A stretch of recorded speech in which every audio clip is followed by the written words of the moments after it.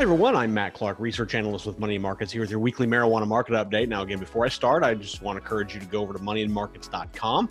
Sign up for our free daily e-letter from Sunday to Saturday. You'll get a free e-letter. It contains safe, sound, smart, simple, profitable investment information from myself, from Charles Sizemore, from Adam Odell. Our entire team works very hard to make sure that we are providing you content 7 days a week. So go to moneymarkets.com and sign up and get that information all sent to you to your email every day for free. I'm also on Clubhouse as well. Each week I'll review the stock market, look ahead to what's coming up on the week on Wall Street. You can check that out every Friday, 10 a.m. Eastern time. That is on Clubhouse. We hopefully in the future will be launching some different rooms on Clubhouse, including a cannabis investing discussion. So make sure if you are in Clubhouse, follow me, Matthew Clark. You can find me pretty easily. You'll recognize the face. And then you'll be notified every time that we start a new room to discuss either the stock market, individual stocks, cannabis stocks, you name it. We're going to be looking into it here in the future. Now, on with today's podcast, I'm going to touch on a few different topics today. First, I'm going to talk about the advancement of the Safe Banking Act in the U.S. House of Representatives. And then I'm going to go through our reader mailbag and do analysis of Slang Worldwide Incorporated. I'll get to that here in just a second. But first, I'm going to start off with money. Late Monday night, I record this on Tuesday on 4/20. You're welcome. And late last night, Monday night, the U.S. House of Representatives approved the Safe Banking Act, which is a bill that will allow banks to provide services to cannabis companies in states where cannabis sales are legal.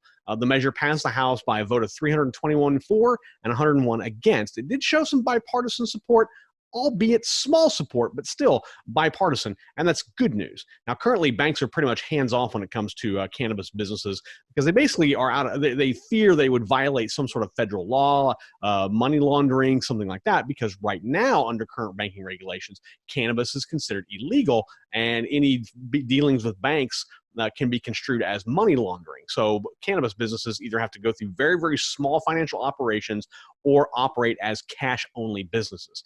So it's kind of it's one of the big constraints that the cannabis industry has right now. Now, this measure, the Safe Banking Act, would actually ease that by stipulating that proceeds from legitimate cannabis companies operating in legal states, the proceeds that they get would not be considered illegal. So it wouldn't be like getting illegal funds. The money they would get would be considered legal, thus opening up the possibility for banks to then work with them.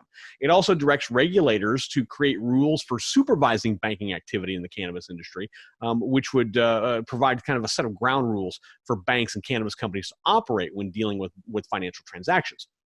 You have to remember, there are 36 states that have legalized medical cannabis use. 17 states have legalized adult use cannabis, and nearly 70% of the American population live in states where cannabis is now legal in some form or fashion. So it's kind of gotten to the point to where Congress really can't ignore this any longer.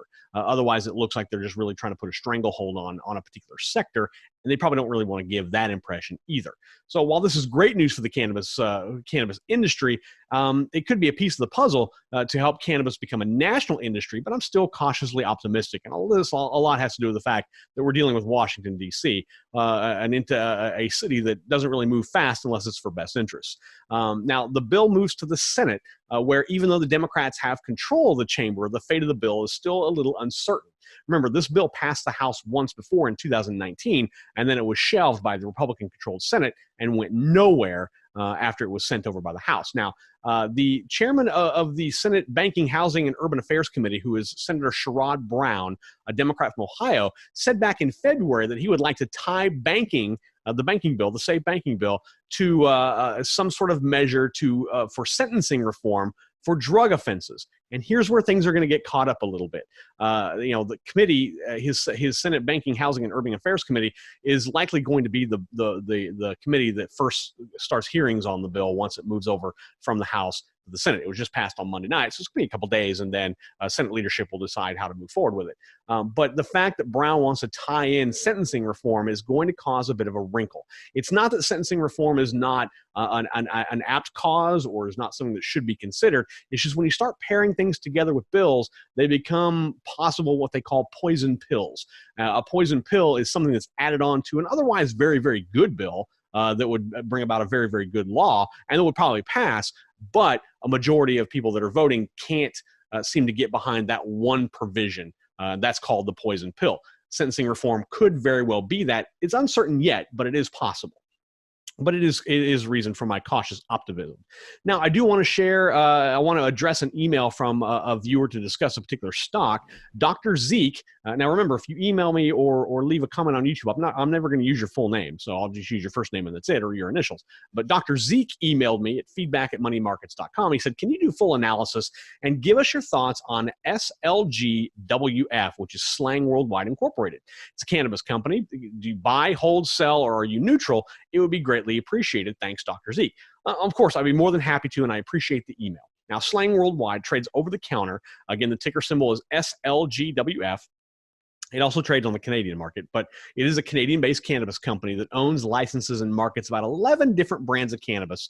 It was initially started as Fire Cannabis, but changed its name to Slang Worldwide back in 2018. I guess they thought that slang was, a little more relatable. I really don't know why they changed from Fire to Slang.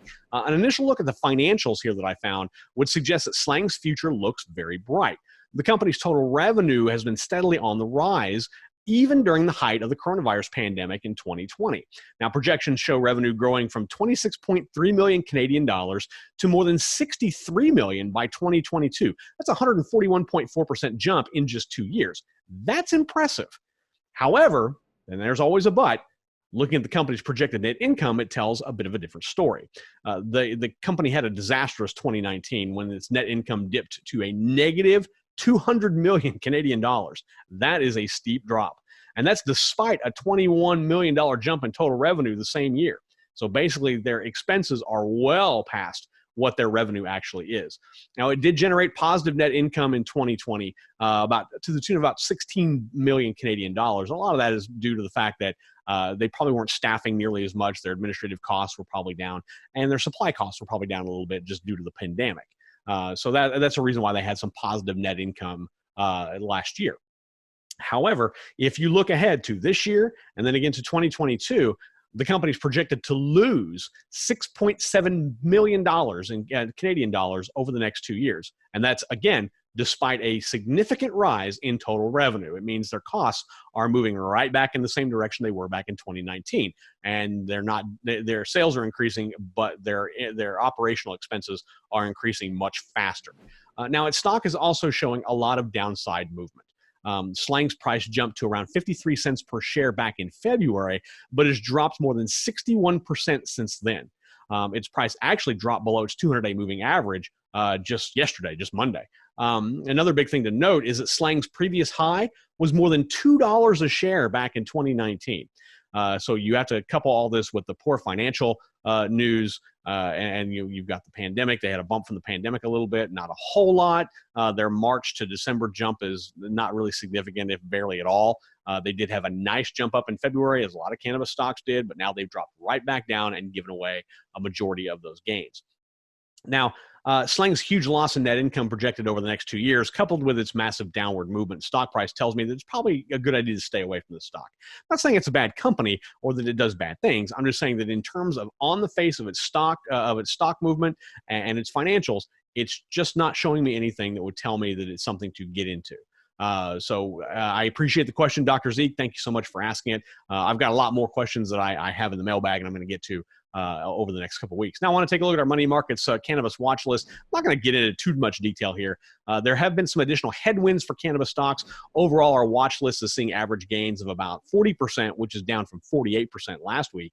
Grow Generation remains our best performer so far. It shows a 63.5% gain since I added it in November. On Tuesday, which would be today, the company announced the acquisition of Downriver Hydroponics for an undisclosed amount. The deal gives Grow Generation a foothold in Michigan, as Downriver is in Wayne County, which I believe is Detroit, its largest hydroponic store. Now, another of our strong performers, Turning Point Brands, has invested $8.7 million with Docklight Brands to expand Docklight's Bob Marley cannabis and CBD products. So now here we see a relatively traditional tobacco company now dipping its toe deeper in the water of cannabis, and with this partnership with Docklight Brands. TPB is up about 53% since I added it to the list in October. Now, finally, our latest edition of the watch list, High Tide Incorporated, celebrated 420, as many people who partake do, by opening a new Canna Cabana cannabis retail store in Edson, Alberta in Canada. This is part of the company's initiative to branch out into more underserved areas of Canada, as opposed to just locating in Toronto or Montreal or Vancouver or bigger places. They're now putting up, cannabis retail outlets in communities that you probably don't have any, or maybe have one other dispensary in its town. So this is just one of those things. Now, High Tide is actually down 20% since I put it on the watch list last month. I'm still very high on it. I still feel very good about it. I think it's going to bounce back up nicely. So this is a temporary setback. I'm going to keep watching it. And if there's a change, I will certainly let you know. Now, I've had some questions about other stocks to evaluate. I will address those in the coming updates, so make sure you stay tuned. If you do have a cannabis stock or maybe something that you'd like to ask, have me look at, just email me at feedback@moneyandmarkets.com. We'll put the address right down there, feedback@moneyandmarkets.com. Coming up this week, I'm going to have the Bull and the Bear podcast, as well as our Money and Markets week ahead. So make sure you stay tuned for all of that.